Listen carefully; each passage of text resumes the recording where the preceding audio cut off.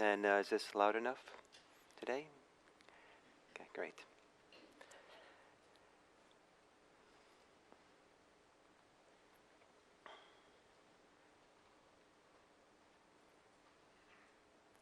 So I want to begin by reading a passage from an autobiography of a forest monk, the title of the book. It's an autobiography of one of the important meditation masters of 20th century Thailand, Ajahn Tate. And he writes this. It was the novice Tate who became a millionaire. Here I'm talking about the time when the government thought up the idea of creating one new millionaire every year in Thailand. They thus brought out an annual lottery with a first prize of 50 or 60,000 baht. In those days, this was considered a fortune large enough for a Thai millionaire. It was all done so that we Thais would not feel humiliated before other richer countries. One night it so happened that novice Tate was unable to sleep because he had just won first prize in the lottery. It was time to set about finding the site to build himself a grand and extensive 3-story mansion. This residence would be furnished in the most modern designs and be situated in the center of the commercial district. The employees and assistants would have to fill the shelves with every imaginable kind of merchandise. He would be at ease in body and mind, without a worry in the world, and spend his time lounging on a sofa making eyes at the attractive young women who would come in to shop. Whoever chanced to glance in his direction and smiled would receive a happy smile back. Throughout his life of 18 or 19 years, he had never known greater happiness. He had indeed attained the rank of millionaire, just as the government had wished. Yet, then, within the blink of an eye, with all the things still fresh and new, impermanence intrude. Ah, impermanence. All abruptly fades and disappears from his heart, and that's something he regrets so much. Novice Tate comes to his senses, and he realizes that it is already late into the night. It should already be time for sleep. Hey, what's this? Not only has the lottery yet to take place, but I haven't even bought a ticket. How come I've already become a millionaire? I must be going crazy. So, not a few people have become great in some way or other, millionaires or famous or something in their fantasy. And the story represents how easy it is for some of us to get caught up in the preoccupations of our minds. Our minds tell stories, and those stories can pull us into their world. And in doing so, we lose touch with the world that we're here with.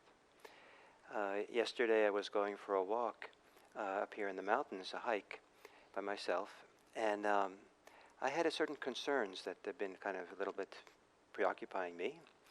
And I found it kind of interesting and fun to watch how I would get this beautiful natural place I was walking, and I'd get pulled into my concern, and after a little while, I somehow, accidentally maybe, I came out of it, and it felt like I was coming out of the fog, and suddenly I saw that beautiful natural world and the trees and stuff that I was in.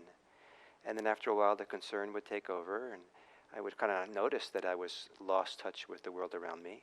And then it was kind of like I dipped into the water, and then eventually I came out of the water, and I looked, oh, there's a world here. And that was kind of fun to watch, just dipping in and out, and mostly I was aware of dipping out. So easy to kind of get caught up in preoccupations and concerns. There are 5 particular preoccupations that this meditation tradition of ours emphasizes a lot. These are called the 5 hindrances. And they say that these are the primary preoccupations which hinder our ability to get concentrated, deeply concentrated in meditation, to really show up and be present in our moment-to-moment experience. There certainly are other preoccupations we can have, but somehow the tradition holds these up as being maybe more tenacious, so that as the mind gets starting to get focused or gets settled in meditation, these can easily come up and keep the mind from going deeper into the meditation, gets more settled. They say that they hinder the wisdom of the mind. Usually the advice is when these 5 preoccupations come up, don't make any important decisions, especially if they're really strong, because we're seeing the world not quite accurately. So they hinder our ability to be wise, and they hinder our ability to get concentrated. And they hinder our ability to see clearly, which for vipassana practice, that's the aim of the practice, is to be able to see clearly.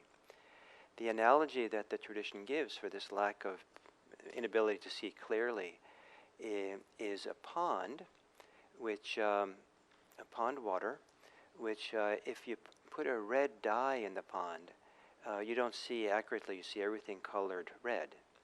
And so in the same way, if you get caught up in the first hindrance, which is sensual desire, that everything is seen through the lens of sensual desire, and it's not seeing it accurately. The second analogy is a pond that is boiling. Like maybe, I don't know, it's Yellowstone or something. The water is boiling. And so there also the water is anything you see, you can't really see into the water, and in this analogy, and more important, you can't see even your own reflection because the water is boiling so much, and that's an analogy for having ill will, caught up in ill will, aversion, anger, hostility, thoughts like that. The third analogy is that of the pond is filled with algae and seaweed and stuff. And it's so thick that, again, there's no reflection possible, and you can't see into the pond to see clearly what's going on. And if you try to walk through it, it's just kind of like all difficult and you get entangled. It's slow going. And this is a analogy for lethargy and stupor. The fourth analogy is that of the pond with the wind churning up the water. So it's like waves and all churned up. And again, you cannot see reflections in the churned up water. And because it's so churned up, you also can't see into the pond. And this is analogy for a mind that is restless and filled with regrets. And the fifth one is the pond is filled with muddy water. And there again, you cannot see into the pond, and you can't get a reflection on the surface of the pond. And so there's no clear seeing in that situation. And this is an analogy for doubt and indecision. So these are the 5. So there's sensual desire, ill will, lethargy and stupor, restlessness and regret, and doubt. Some people say, well, where does anxiety fit in? Shouldn't that, some people, isn't anxiety one of the major hindrances that people have? And maybe. My impression is the word anxiety is kind of like a modern word. I don't know, maybe it's an ancient word, but it's maybe more of a symptom of the modern age more than anything else, because it has a lot to do with people who are in their imagination. Anxiety is mostly about what's coming and what's not actually here. And I think that we're in a society that's really managed to perfect the ability of not being here very well. And so when people try to slot this anxiety into the 5 hindrances, usually they will put it into the 4th one and say restlessness and worry as being what it is rather than regret. They're called hindrances in English. The ancient language of Buddhism, they're called nivaranas, and it literally means coverings, and that gives a little different feeling of what they're about. Rather than something that hinders, they cover over something so we can't see what's there. And one of the interesting things they cover over, perhaps, is what motivates them, what they're a strategy to do. Sometimes these hindrances are strategies of how to deal with challenges in our lives. So we're motivated somehow to respond to strategies in not very useful ways. So, for example, some people have, you know, anxiety, or they have loneliness, or they have sadness, or something, and it's hard to sit with. And so it's good to kind of distract oneself from that, cover it over. And sensual desire is a great way. Some people it's eating, some people it's sex, some people it's pornography, some people it's, all kinds of sensual pleasures that might come along. Alcohol, partly for the pleasure of it. And so we get pulled into that world, so we don't have to face this challenge that's underneath, what's going on underneath. Sometimes there's a feeling of lack. I love the idea in English. I don't love it, but I'm struck by how the idea in English we have this word, this expression, that the soup is wanting salt. Saying that the soup lacks salt, or needs salt in order to taste good. But so what is it that's wanting? What's the lack we have when we get pulled into the world of sensual desire? And then if there's a lack there, how do we fill it? How do we, in a healthy way, take care of the challenges we feel, rather than avoiding it and comforting ourselves or something? The covering for ill will can cover frustrated desire. Ill will can cover over hurt that we have. And so rather than face the disappointment we feel, or feel the hurt that we feel, someone has to blame. It's going to be directed either outwards, or sometimes we direct it towards ourselves. And it's not really the important issue, the ill will, but rather what it's covering, what's motivating it. Now, stupor and lethargy is interesting. I think of lethargy as being physical and stupor being mental. And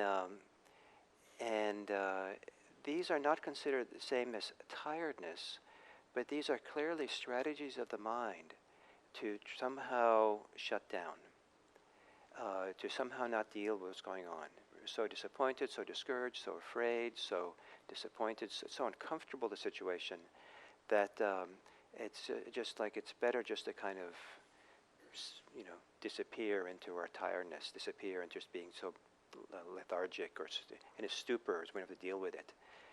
And it's kind of a pulling away or disappearing from the experience, or shutting down. So covering over the way we shut down, covering over the way we pull away from something, rather than facing the challenge we have. And then restlessness and regret also I'm not sure exactly what it covers over. Restlessness sometimes it's a way of kind of getting preoccupied, caught up, and spinning around, running around, so that we don't have to settle down and face what's really going on. And better to be busy and not know what we're doing, and must be do something. I have to clean the house, I have to shop, I have to do or whatever. So that because to sit quiet means we have to face what's difficult, and that's not nice. So it's a strategy. And regrets, regrets can sometimes be very painful to sit with, and sometimes we'd rather not sit with them, and so we get caught up in regrets, rather than dealing with the issue directly, what maybe the reconciliation that has to happen. And then doubt is to be lost in thought, in indecision, wondering what to do, so that we don't have to make a decision, so that we don't have to make a commitment. Maybe there's something that's really important that has to happen, but we don't want to do it, or it's too frightening to do it, or we're not ready to do it. And so to spend our time, just looking at all the different options, measuring them, weighing them, thinking about them, not deciding, is a way of not facing what needs to happen. So the idea of covering, so covering over, is one aspect of what these hindrances are. The reason to talk about it today, and the reason why they're emphasized in our meditation tradition, is that they're very common for people who want to meditate. And part of the task of meditators is to know these really well, is to become familiar with how they work in you. And pretty much they're guaranteed to appear sooner or later. Some people specialize in one more than the other, and that's not a person. We usually say it's not a personal fault to have these hindrances. It's just kind of how the mind works. And some people's minds, specialize in one or the other. But it's just kind of ways that minds deal with challenges and difficulties. Not to take it personally. However, we are to take responsibility for them in terms of turning around and looking at them and being with them and being able to figure out how they can exist, either go away and not be an issue anymore, or how these forces in us can still exist but no longer be a hindrance, no longer cover over something. So there might still be sensual desire or ill will operating, but there's such clarity of mind, and that we know that's what's going on. We're not swept in it. We're not preoccupied or lost in it. We see what it is, and so we're really present with it. And when there's presence, that kind of presence and clear presence with the hindrances, they no longer become the hindrances, and there's no need to take them as being bad or wrong or a problem, because with that kind of clear presence, you're not going to do anything based on them. You're not going to say something in an angry way if you're feeling angry, or you're not going to, do something with sensual desire that you later regret. So the idea of to really be present for them, but also to get underneath them and really see what's going on with them, and maybe become free of some of the underlying conditions and causes that are there for them. So there's a 5-step process that you can engage in when you're really caught in the hindrance in a strong way. Or if you're caught in a multiple hindrance attack, where more than one appear at the same time. And occasionally all 5 appear together. This is a multiple hindrance attack. So the idea is this is how you can, if you want to get a handle on this, and a series of practices you can do that can help you become free of them. These 5 fit under the acronym BELLA. And I just finished teaching a retreat where we taught the hindrances and BELLA. And I was struck by how many people found it very helpful, these teachings and this practice of BELLA, that I was kind of inspired to come here and teach the same thing. So BELLA stands for these 5 things. Letting be, examining, lessening, letting go, and appreciating. So I'll go through those. So letting be is to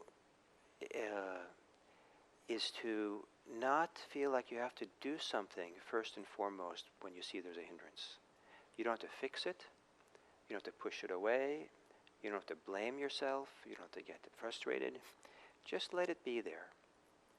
But letting it be is not the same thing as continuing just as lost in it at all. It's more like, if you go up in these hills here and you might run into a rattlesnake on the trail, let it be. Just let it be. Don't get too close, but don't interfere with it. Just let it be. And so when you see a hindrance, and hindrance is up for you, in that way, let it be. It kind of means step back and look at it. It kind of means don't get so involved in it. And the most effective way that mindfulness practitioners have for this is to have clear recognition of this is a hindrance. This is desire for sensual pleasure. This is ill will. This is so forth. And part of the art of mindfulness is to learn how to have that kind of clear recognition of what's happening, so that it's kind of equivalent to stepping back and letting whatever we're aware of be there free, it's independent, it allows it to be just the way it is, without being pulled into it. But also letting it be, not needing to feel like you need to do anything about it. Just let it be. See it clearly, let it be. It's actually, to be able to do that kind of letting be is a engagement in a certain degree of personal power. To have the power to clearly recognize and step back and not to continue to participate in whatever the hindrance might be. Get swept up in it or preoccupied in it. And just simply to have the idea that have the practice of clearly recognizing is assuming a degree of personal efficacy, personal power. I can know this, and I can clearly know it, as opposed to just letting it kind of take over and preoccupy me over and over again. And so letting be is not a passive thing, it's not indulging in it, it's a powerful thing to do, and it's a respectful thing to do, because it respects the power, the underlying, kind of respect these hindrances. They represent something very deep inside of us. And if we're going to examine them, it really helps if we first let it be. Let it be itself, so we can see it on its own terms, not through the filter of our preferences and our judgments of it. So we practice letting it be, and one of the best ways of doing that is to have clear mindfulness, clear recognition. And then the second practice of Bella is to examine. And this means to begin looking at it more carefully, studying it. It doesn't necessarily mean to analyze it, but first and foremost in the mindfulness tradition, it means to really examine, how is this experience of the hindrance, what's this experience like for me here and now? In the immediacy of this moment, what it's like? So if there's a lot of desire, what's the energy of desire like? What parts of the body get activated with energy and are reaching forward or wanting or churning or something? When there's ill will, what's the energy of ill will? How does that course through our body? The anger or the hostility, and what's the energy? A physical energy. What are the sensations? What happens in your muscles? What gets tense? What gets tight? What gets heavy? What goes on? Lethargy and stupor. What does that feel like energetically? Probably very little. But what does that feel? This dullness. And what does that feel like here? So we examine the actual feeling, the experiences, sensations connected to these things. This is a very effective way of continuing to learn how to leave it alone, just let it be, but also to give a chance for some deeper process to unfold and to reveal itself, what's really going on. That can't be revealed if we spend too much time analyzing the stories connected to it. And going into the past, figuring out why, what's wrong with me, or doing free psychoanalysis on ourselves. So we can examine what actually is going on here and now. As we learn to let things be and to examine how it is in the moment here, in the direct experience, that's where in the cracks of the experience we might be able to begin to see what's motivating it. What are the underlying conditions that are prompting us to have this hindrance? What's the feeling of insecurity? What's the feeling of sadness? What's the feeling of hurt that might be there? What's the feeling of fear that might prompt lethargy and stupor? The next thing of Bella is to lessen. And what this means is lessen the intensity of it. Sometimes people think that if they have a strong hindrance attack, that the only options is to there's either an on button or an off button. And so you either kind of like turn it off and not have it, or you just kind of merrily go along with it. But sometimes these hindrances can be quite strong, and sometimes they're devastating. People do all kinds of horrible things when they're really strong, and later hopefully regret what they did. But to reduce the energy of them, diminish it so that we're not caught in its grip so much. A good way to do that is to want to lessen it and then to relax. And why I say it's good to just want to lessen it, as soon as we step back, all the different ways we step away from these hindrances and see them as something we're in relationship to and we're practicing with, like now I'm going to try to lessen it, we've actually pulled the energy, the fuel that keeps us going in them. It's another part of our power to step back and look, what can I do here about it? And to assume that, find that place of efficacy and that place of agency. I'm going to try to figure out what to do with this. I'm going to lessen it. So relax the body. Some of these come with physical tension. And so can you soften the belly, soften the shoulders, the chest, the face. Take a few long, slow, deep breaths. Sometimes breathing deeply and relaxing can break somehow the spell and begin lessening the power of these things. If you're not in meditation, go for a walk. Sometimes exercise.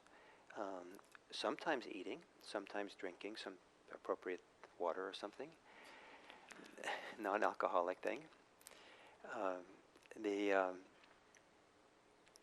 Sometimes if it's really strong, maybe talking with a friend and just talking it out a little bit, and just that can lessen some of the energy. Journal about it. Do something that's nice. Do something that distracts you just enough from the preoccupation, that it begins to lessen. And once it's lessened enough, then go back and explore it more, so you can get more deeply into it and understand what's going on. So to lessen the intensity of the hindrance. The fourth letter, the practice, the second L, is to let go. And letting go is only possible if it's not so intense. That's why it's helpful to lessen it. But then also, if you can't, just let go. Once you're kind of convinced it's not useful for you, or it's not effective for you, you're not going to get a lot of benefits from this, maybe there's some way of letting go of the story, letting go of the concern, letting go of that kind of anger, ill will, that kind of desire. It's a little bit harder to let go, just directly let go of lethargy and stupor, or restlessness and regret. But maybe there's something we can let go of there. Maybe we let go of the resistance. Maybe we let go of the avoidance that these might involve. And then the last of the hindrances of this bella is appreciation. And this is actually a very important part of it. And this is to recognize when we're not caught in the hindrance anymore. Especially if the hindrance has been really bad and really uncomfortable, to be really caught up in something. To appreciate that it's not there, and appreciate the goodness, or appreciate how it feels good not to have it there. To appreciate the freedom that's there, the clarity that's there, how the mind, how we're back to ourselves, maybe. Appreciate now, I'm back home, I'm with myself. I'm no longer kind of lost in this world of preoccupation that I was involved in. And the appreciation is important because when we start valuing what it's like to be alive without those kinds of preoccupations, then we'll probably want to be there more often. We like it there. It's good there. Sometimes these hindrances offer promise and benefits. And that part of the reason people get lost in the hindrances is they see it as beneficial sometimes. So sensual desire, fantasies of sensual desire can be intensely pleasurable. And, or can be involved delusions of grandeur. And it's great to be a grand person and important in the world. And so, our sense of, the conceit gets built up, and it feels great, and we're puffed up, and it's wonderful. And ill will sometimes has a lot of energy in it, and has a lot of power in it. And some people really value the power of hostility and anger, and there also they can feel they have a sense of efficacy, they have agency. Like, I'm just going to blast everyone else out the water. I'm an important person. I have important opinions, and I can express my important opinions about how everybody else is screwed. And that's, so we get a certain kind of benefit, but those benefits are not healthy. And so if we do the appreciation piece and really appreciate the goodness of what it's like to be free of that, and start cultivating that healthy sense of goodness, well-being that might come, then we probably might want to be there more often. And we have a contrast for when we're in the hindrances, that I know something else. I know another way of being. I suspect there are some people who don't know another way of being. Some people are caught up in hindrances most of the time, and that's what they know. But to really have a high-quality experience of being at peace, being present, being centered, and feeling the goodness of it is nourishing and is something that is desirable, and more desirable, hopefully, than the hindrances.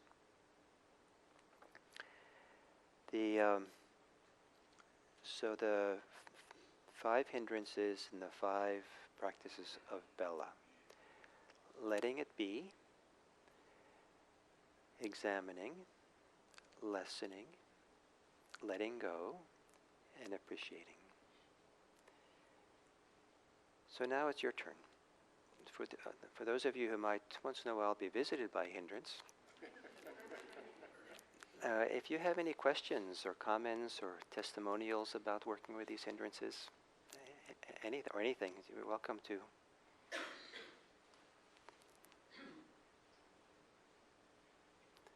Is there a mic in the corner there that can be passed forward?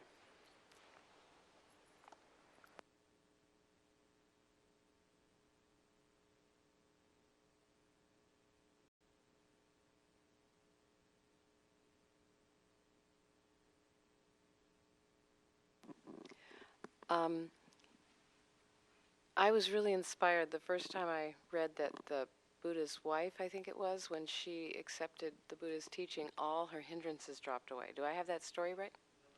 Oh, sorry. Is that better? I was really inspired by a story I read that when the Buddha's wife accepted Buddha's teachings, that all her hindrances dropped away, all the fetters. Do I have that story right? I hope so. Okay, all right.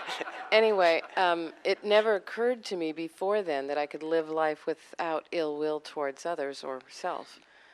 So that was really powerful for me. But I can't get down with the idea of dropping all sensual pleasure. Oh, the issue is not dropping sensual pleasures, but it's dropping the preoccupation with sensual pleasures. Preoccupation with the desire for sensual pleasures. Okay, so I still get to enjoy. You can't avoid sensual pleasures. Pardon? You can't avoid sensual pleasures. It comes with, you walk outside on a sunny day and it feels nice, right? It's pleasurable. It's a sensual pleasure. So there's plenty of sensual pleasures that come free and easy and are part of life. It's the preoccupation with sensual desire that is a place where it becomes a hindrance. Remember, what we're talking about here is the hindrances when these states are hindering us, when they're problematic. We're not talking about these things, when they're unproblematic. So if you have unproblematic sensual desire, maybe it's no problem. But then what about regret? Because that's a path towards learning. Yes, I agree completely. And I think it's appropriate to have regrets if we've done something to cause harm to other people.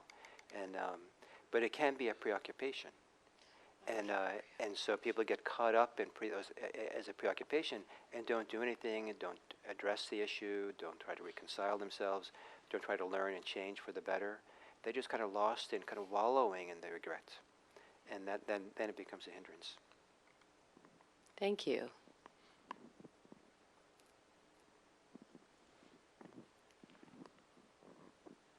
Yeah, thank you for this talk. It's just on time for me because I have a lot of, hindrance about different things, like picking and choosing. There's always something better somewhere there, and all these problems. So maybe, simple example, and it just is very simple.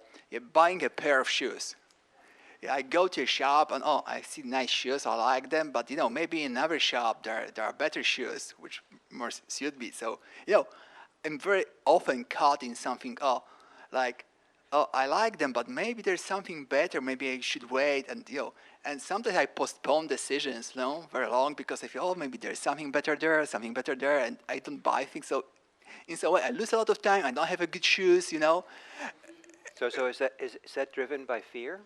Yeah, some kind of fear that I can lose something. There's something better. I'm not doing the most optimal choices with my money, for example.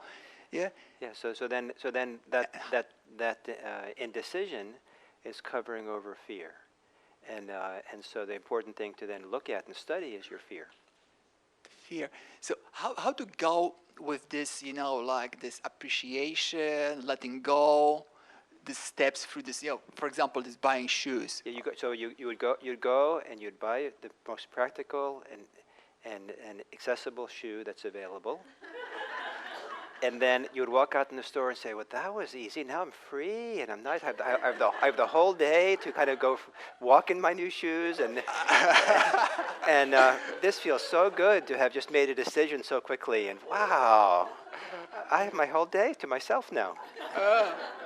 It's not easy to do. Oh yes. But maybe some of your indecision and trying to get the very best thing is itself not worth it, not worth the cost of the best shoe. Very often. Yeah. Thank you. Thank you.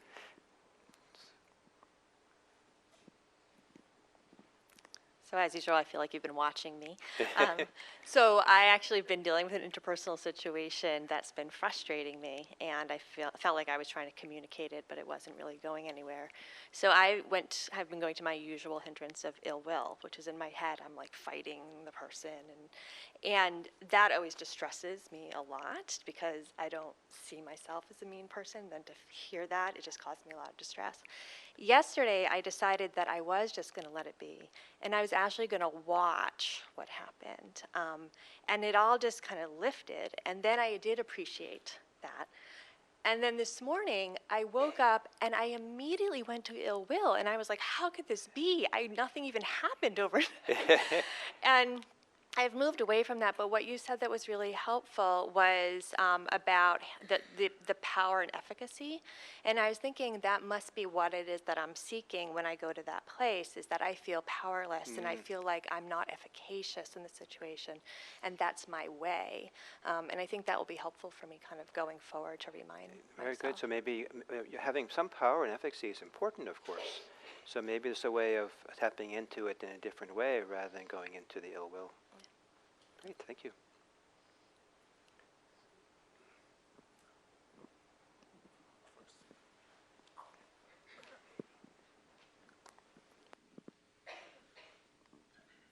So my question is, for me and for a number of people I know, there's a lot of fear that can be underlying some of these hindrances that I experience, right? And so my question, Gil, is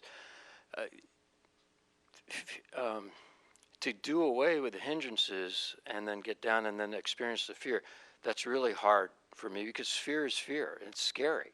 And so any suggestions? I mean, it's a big topic. So I think Bella could work for fear as well. So you might start discovering how you can let it be. But fear is difficult to let be if it's really strong. Some people find it helpful to back away. And imagine that you're looking at it from the hilltop, up on skyline, looking down. And maybe then it's safe enough to look at it and be with it if you're really far removed. Or the edges of the fear. Or it might be that some people are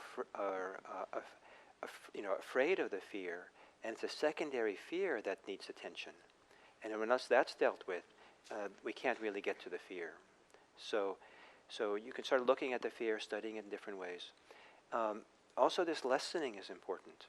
So when the fear is too difficult to really get even close to, we get like falling into falling into an abyss or something. Then you might consider figuring out ways to lessen it. And sometimes so it's like things I listed before. You could exercise, you could talk to a friend, you could journal, you could try to do something that kind of reduces the intensity of it until it's at a level of intensity you're willing to touch. And then how we touch fears is variable. Some people feel like they have to just kind of either face it 100% or not, not at all, and just kind of go into the darkest side of it. But instead of that, sometimes it's useful to just very lightly touch the edges of it and pull back. Just touch it briefly and pull back. Sometimes I've suggested people imagine that their awareness is like a soft cotton balls, and just take that soft cotton ball of awareness and just touch the fear. Just long enough to feel it and know it's there, and then when it gets too much, as soon as it gets close to being too much, pull away. And look around, open your eyes, do something else. And this kind of brief, intermittent kind of looking at it can give us a better sense of the territory, what's going on, and we do it in small dosages, and something can begin to shift and change, and our relationship can change. And for one thing, we can get more confidence around it because we know we can pull away.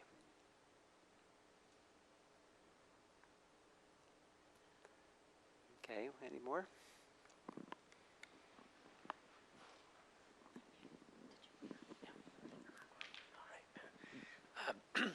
Gil, you actually mentioned this in the beginning. Regret is a lot about the past, but anxieties seem to all be about the future or some vague notion of what could go wrong. And I very much identified with that question. Underlying source always seems to be some degree of fear or lack of control about what would occur. But certainly Bella seems to have some aspects of being able to mitigate that. But it's sort of recurring. And so are there any thoughts you have in terms of these are thoughts that just occur about your children, about your work, about things that ultimately you neither have any control over, nor are the fears necessarily justified, but actually stopping them or even being very aware of the fact that when they occur, you can't get carried away with them is very, very difficult. Yeah. So I don't know why I'm thinking this as you're talking. So maybe maybe it's appropriate, and maybe you'll figure out how to make it appropriate. But to